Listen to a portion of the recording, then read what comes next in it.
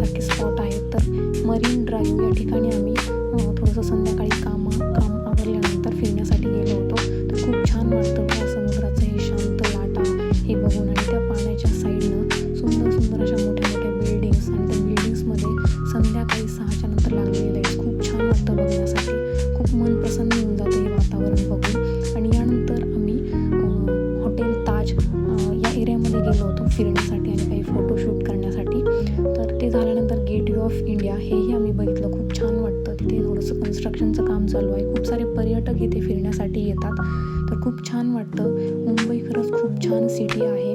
तर तुम्ही आपल्या चॅनलला लाईक, शेअर, सबस्क्राईब केलं नसेल तर नक्की करा. थँक्यू.